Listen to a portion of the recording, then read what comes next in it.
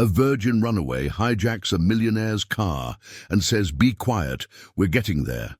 Then she takes him to a rural road and tells him to kneel.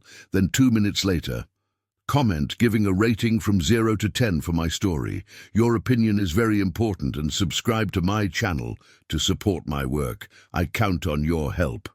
Sweat trickled down the trembling hands of the 28-year-old as she watched the traffic in the parking lot of the big city mall.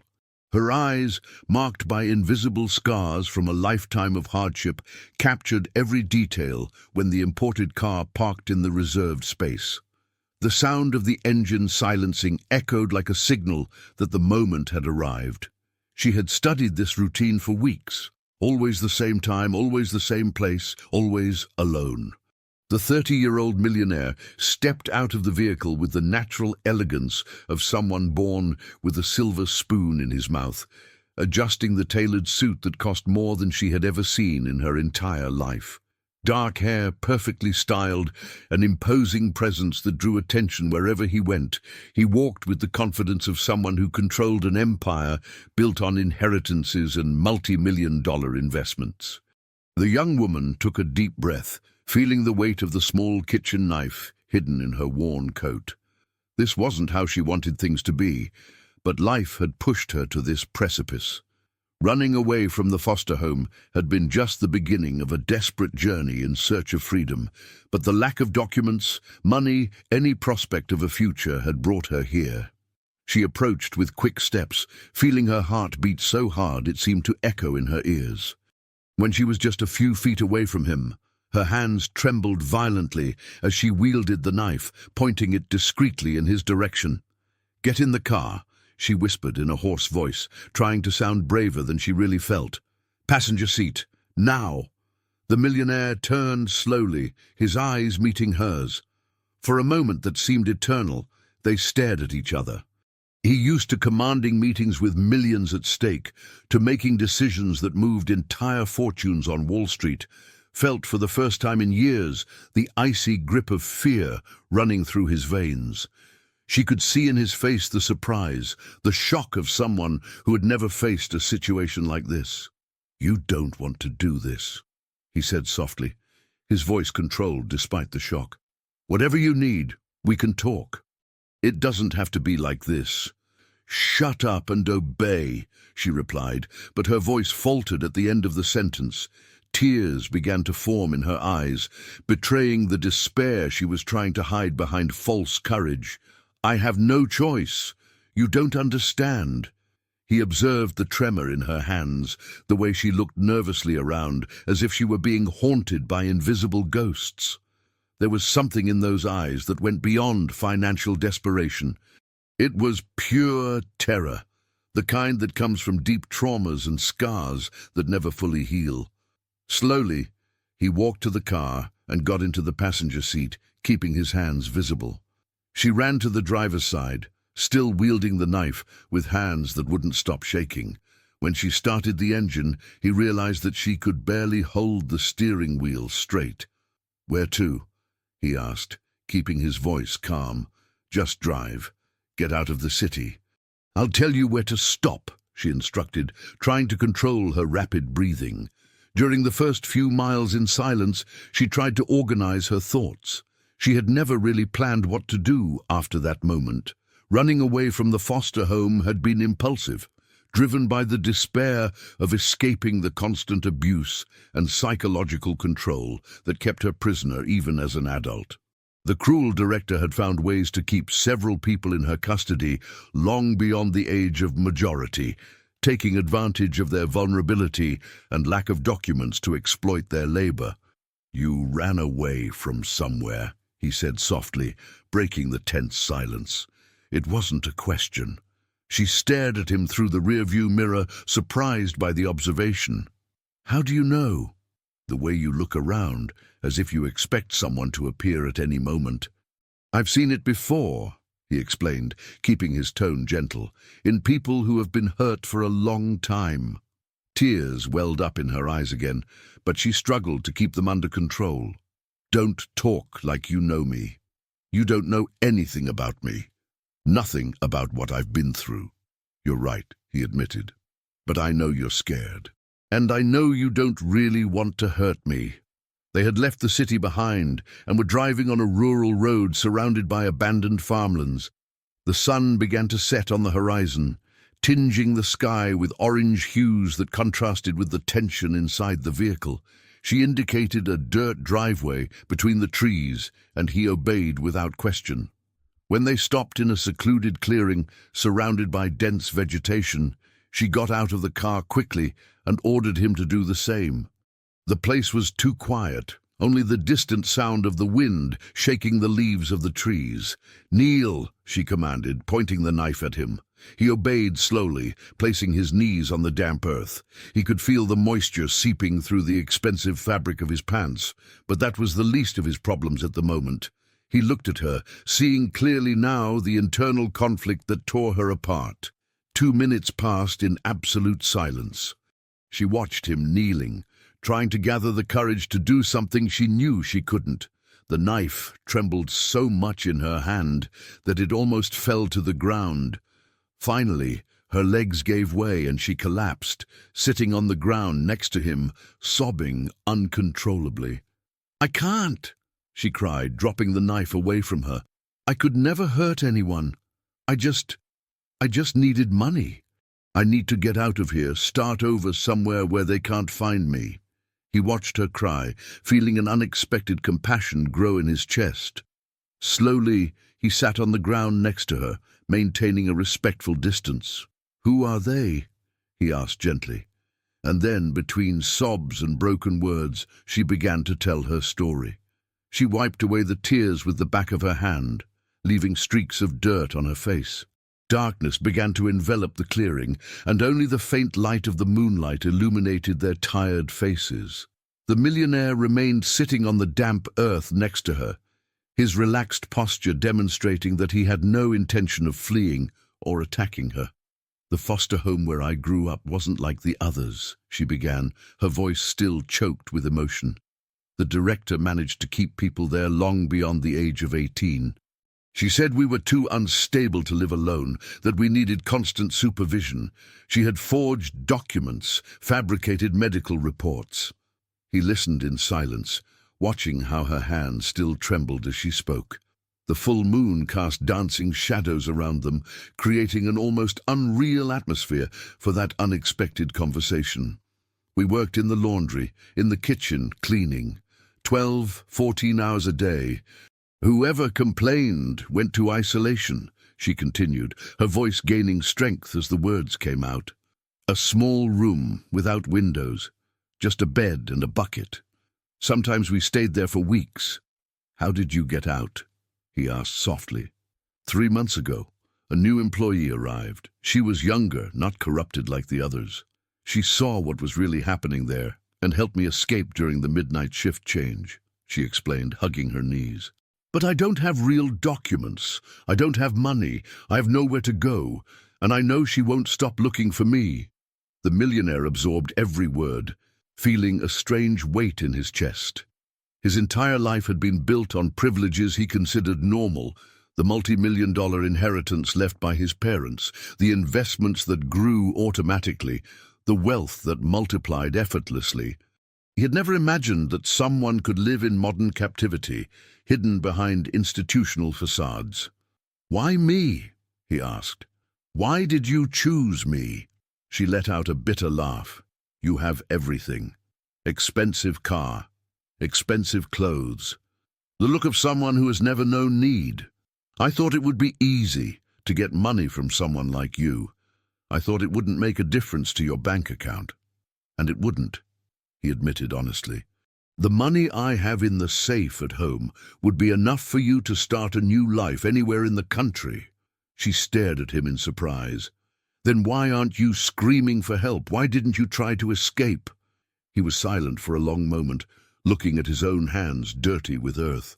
"Because I recognize loneliness when I see it, and because maybe I need help as much as you do."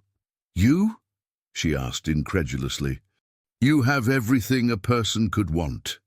I have wealth, I have assets, I have more money than I can spend in a lifetime," he said slowly. But I don't have a single person in the world who cares about me beyond my financial worth. Every conversation I have is about business, about profits, about how to multiply investments. When was the last time someone asked me how I'm feeling? The question hung in the cold night air. She studied his face in the moonlight, seeing for the first time the vulnerability hidden behind the mask of confidence he wore. My family died when I was 22, he continued. Car accident. I inherited everything. The companies, the properties, the stock investments my father had built over decades. But I also inherited the loneliness that comes with it. Everyone wants something from me. Money, favors, connections. I never know if someone genuinely likes my company. She felt something stir inside her chest, an unexpected compassion for that man who minutes before she had threatened. At least you have the freedom to choose, she murmured. Freedom, he questioned. I have a routine that hasn't changed in years. I wake up, go to the office, analyze financial reports, attend meetings about dividends and investments. I go home, eat dinner alone, go to sleep. Every day the same as the last. Where is the freedom in that? The cold night wind made them unconsciously move closer to each other, seeking warmth. She noticed the movement and quickly moved away, still suspicious. You can travel wherever you want. You can buy whatever you want. You can do whatever you want, she argued. I can, but I have no one to share any of it with. And when you have unlimited resources, things lose their meaning. There's no challenge, no real achievement. Everything is too easy, he explained. You at least fought for something, fought for your freedom. I've never fought for anything in my life. They were silent again, lost in their own thoughts. The temperature had dropped considerably and she began to shiver. Without thinking, he took off his jacket and offered it to her. I don't need your pity, she said, but her voice didn't sound convincing. It's not pity, he replied. It's basic humanity. She hesitated for a moment before accepting the jacket, wrapping herself in the expensive piece that smelled of sophisticated men's cologne. The contrast was stark. Her, dirty with earth and tears, wearing a piece that cost more than she had ever seen in money. What are we going to do now? She asked, the reality of the situation weighing on them again. I'm going to help you, he said without hesitation. Without involving the police, without asking questions. You need a new identity, clean documents, money to start over. I can provide that. Why? She asked suspiciously. What do you get out of it? He thought for a moment before answering. Maybe the chance to do something that really matters, something that isn't about profit or profitability. And if I betray you? And if I take the money and tell everyone what you did? Then you'll be free, and I will have helped someone escape from hell. Either way, it was worth it, he said sincerely. She studied his face, looking for signs of lying or manipulation, but found only honesty. For the first time in years, someone was offering help without asking for anything in return. There's one condition, he added, and she felt her stomach clench. You need to stay close while I arrange everything. I can't leave you on the street, and you need a safe place to hide until we can resolve your situation. Stay where? She asked cautiously. I have a small property on the outskirts of the city, a simple house that I use as storage. You can stay there. Work as a gardener if you want to keep up appearances. No one will suspect. The proposal seemed too good to be true. She had spent so much time being deceived and manipulated that she couldn't completely believe in the kindness of a stranger. How do I know you won't hand me over to them? You don't, he admitted. Just as I don't know if you won't try to rob me or blackmail me. Sometimes we need to trust people without guarantees. The sound of a car approaching on the road made both of them freeze in fear. Headlights cut through the darkness, moving slowly as if someone were looking for something. The headlights approached dangerously close to the entrance of the clearing. Instinctively, she grabbed his arm, feeling the tense muscles under his expensive shirt. Both remained motionless, breathing shallowly, as the vehicle slowed down even more. Her heart was beating so hard it seemed to echo in the darkness. "Don't move," she whispered, her voice full of panic. The car stopped completely for a few eternal seconds. They could hear the low rumble of the engine, feel the light from the headlights sweeping the vegetation near the entrance. Then, slowly, the vehicle accelerated and drove on, disappearing down the rural road. She released his arm only when the sound of the engine became distant. Her fingers left marks on his shirt, and she realized how desperately she had clung to someone who, hours before, she had considered only a victim. "It could have been anyone," he said, trying to calm her down, but his own voice betrayed nervousness. "No." She shook her head vigorously. "She has contacts everywhere. Local politicians, government officials. She always knew when someone tried to investigate the foster home. That's how she managed to keep everything running for so many years." They returned to the car in silence, still shaken by the scare. During the drive back to the city, she watched every passing vehicle, every shadow in the trees, every suspicious movement. Paranoia had become a survival instinct after months on the run. "The property is far enough away," he said, breaking the tense silence. 10 miles from the city, surrounded by other farms. "No one will notice one more person working in the landscaping." "Why do you have a property you don't use?" she asked, trying to better understand this man who was offering to help her. "It was my parents. They went there on weekends, said it was the only place where they felt truly free from the business world," he explained, a painful nostalgia tinging his voice. "After they died, I couldn't go there anymore. Too many memories." She realized that he carried his own scars, different from hers, but equally deep. The sudden loss of his family, the weight of inheriting a financial empire when he was still young, the loneliness that came with wealth.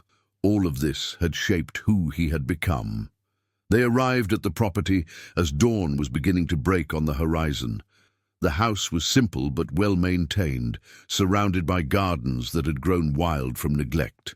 Climbing roses covered the walls, and there were abandoned flower beds that showed signs of what had once been a carefully planned garden. "Did your mother like gardening?" she asked, observing the vestiges of beauty among the overgrown weeds. "It was her passion. She spent hours here, saying that plants were more honest than people," he replied, unlocking the front door. "Maybe you'll enjoy working here." The inside of the house was cozy, with simple but quality furniture.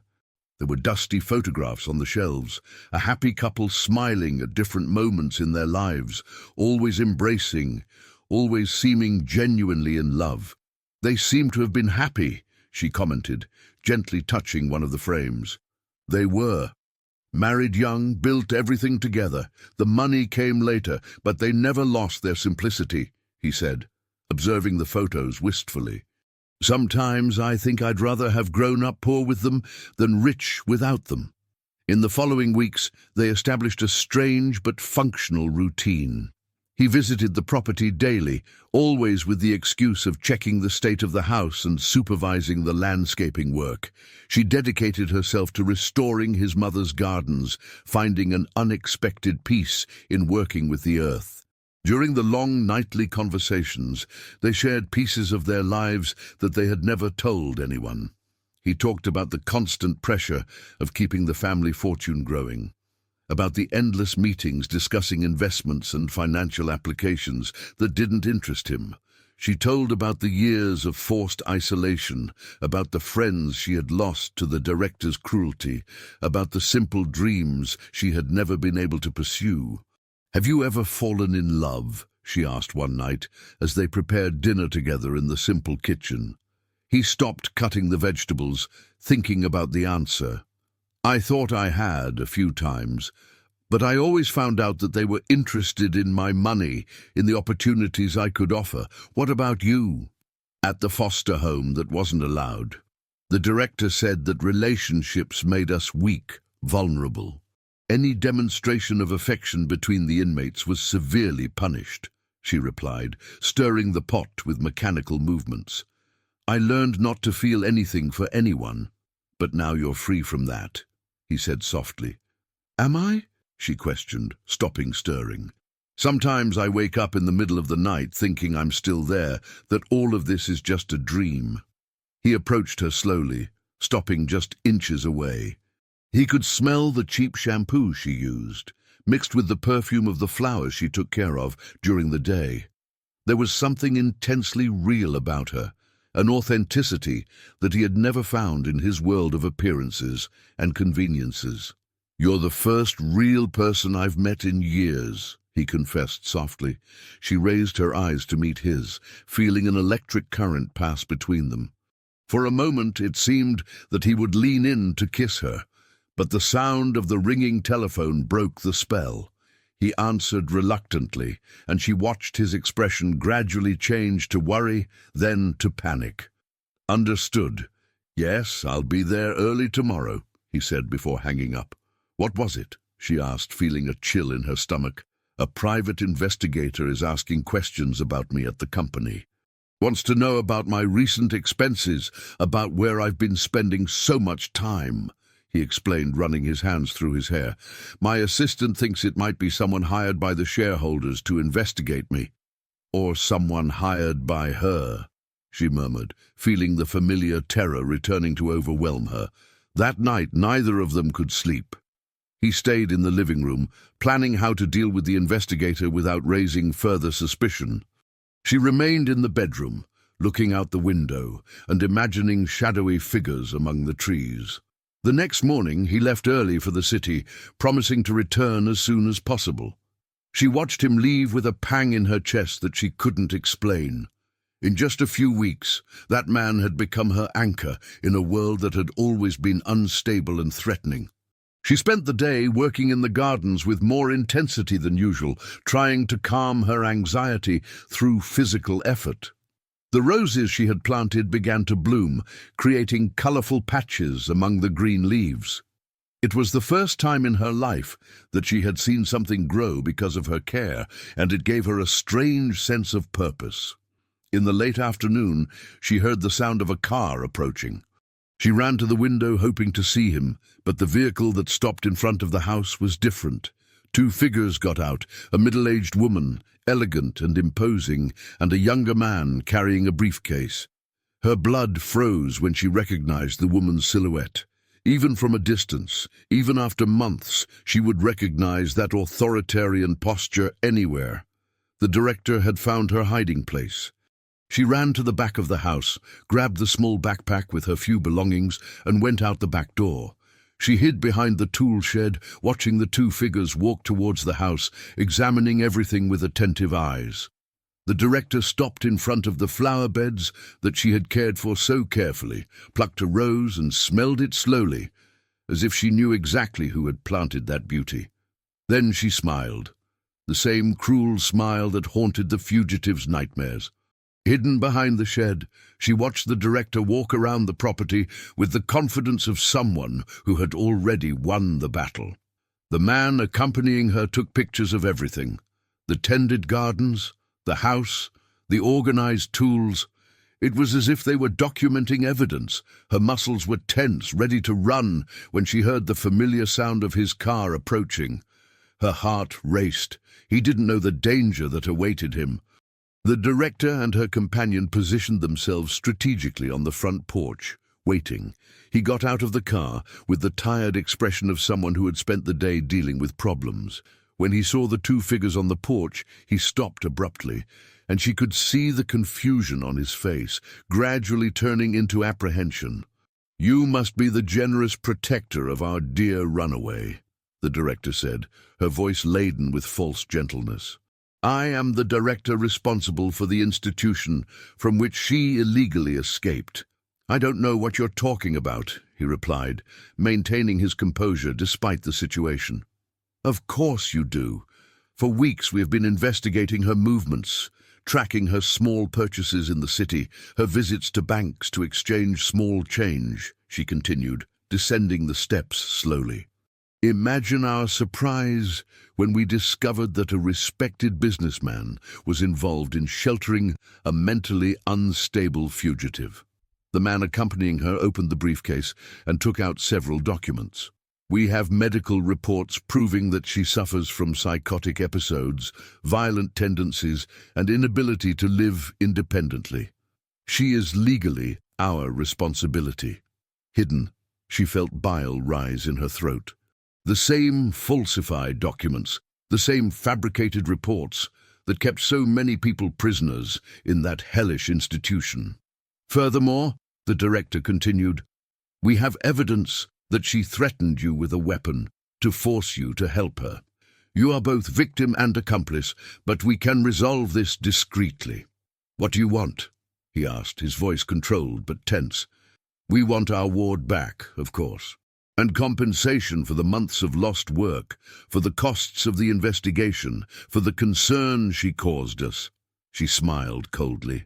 Let's say $500,000, an insignificant amount for someone with your wealth. She watched his face harden. What if I refuse? Then we will be forced to involve the authorities. Kidnapping is a serious crime, even when the victim is an unstable person who manipulated you. The man with the briefcase spoke for the first time. Your business reputation would be ruined. Your investments, your applications on the stock market, your entire empire built on trust. Everything would collapse. The blackmail was clear. Pay and keep silent, or have your life destroyed publicly. She saw his shoulders slump slightly under the weight of the impossible decision. That's when she made the bravest decision of her life. She came out from behind the shed and walked towards the group, each step requiring a strength she didn't know she possessed. The director smiled when she saw her, like a spider that had finally caught its prey. Ah, our dear lost girl finally appears, she said with false tenderness. You have caused so much concern, but now we can go home and you will receive the treatment you need. No, she said, surprising everyone with the firmness of her voice. I'm not going back. And you're not going to blackmail him. You have no choice, my dear. The documents are clear about your mental condition, the director retorted. The documents are false, she declared, feeling a strength grow within her. Just like all the other reports you use to keep adult people prisoners, forcing them to work without pay, living off exploitation and government subsidies. The man with the briefcase took a step forward. These are serious and unfounded accusations. They are truths that can be proven, she continued, surprising herself with her own courage. How many people do you keep there beyond the legal age? How many work 16 hours a day in your private laundry? How many fake contracts do you have with companies in the city? She saw a flash of panic in the director's eyes, quickly masked by anger. You're delirious again. That's exactly why you need to go back for treatment. I recorded everything, he said suddenly, taking his cell phone out of his pocket. Your entire conversation, the threats, the attempted blackmail, it's all here. The man with the briefcase approached threateningly. Erase that now or what? A new voice interrupted. Everyone turned to see a young woman coming out from behind the trees, accompanied by two men in suits. Are you going to threaten another person? She immediately recognized the woman. It was the employee who had helped her escape from the foster home months ago. But now, she wasn't wearing the institution's simple uniform. She was dressed professionally, carrying an official briefcase. I am an investigator with the district attorney's office, the woman announced, showing her identification. For months we have been investigating complaints about the institution you operate. Her escape was the beginning of our more thorough investigation. The director paled visibly. This is a misunderstanding. Our institution operates within the law. We have documents proving that you illegally hold 43 adults in forced custody. One of the men in suits spoke. False employment contracts, fraudulent medical reports, misappropriation of public funds. The list is extensive. She helped me escape so that I could testify, the young woman said, finally understanding the larger plan. You knew they would chase me, that they would try to blackmail me or blackmail him. You were waiting for them to incriminate themselves. The investigator nodded. We needed concrete evidence of their operation. Your courage to escape and to agree to testify was essential to dismantling this network. The director tried one last gambit. Even so, she threatened us with a weapon, kidnapped this man. We have proof. We have the recordings of the phone conversations where you instructed people to make false complaints, the second investigator revealed, including the call where you hired a private investigator to blackmail this businessman. The truth finally revealed itself in all its fullness. The private investigator had not been hired by his family or the shareholders. He'd been hired by the director herself, who had discovered his identity through bank records and planned to use this information for blackmail. "You orchestrated everything," he said, the anger finally showing in his voice. "From the beginning, you planned to separate us and profit from the situation." The handcuffs were placed on the wrists of the director and her accomplice. As they were led to the official car, she shouted empty threats about lawsuits and revenge. But her reign of terror had come to an end. When silence returned to the property, she and he found themselves alone again. But everything had changed. The investigator had left after explaining the next steps. She would be officially recognized as a victim, would receive clean documents and support to rebuild her life. The foster home would be closed and all the inmates freed. "Is it really over?" she asked, still unable to completely believe it. "It is," he replied, approaching slowly. "You are truly free now." She looked around the property, the gardens she had cultivated, the house that had become her refuge, the man who had risked everything to protect her. For the first time in her adult life, she could choose her own future. "What now?" she asked softly. He held out his hand to her, which she accepted without hesitation. "Now we build something of our own, away from the spotlight, away from expectations, something real and true." As the sun set behind the distant mountains, they walked together through the gardens she had restored. The roses bloomed vibrantly, perfuming the air with the promise of new beginnings. She had found not only her freedom, but also someone who saw value in her beyond her usefulness. He had discovered that true wealth wasn't in his assets, but in the authentic connection they had built together through adversity. Months later, when they married in a simple ceremony on that same property, surrounded only by the flowering gardens and the promise of a future built on true love, they both knew they had found something more valuable than all the money in the world. They had found each other.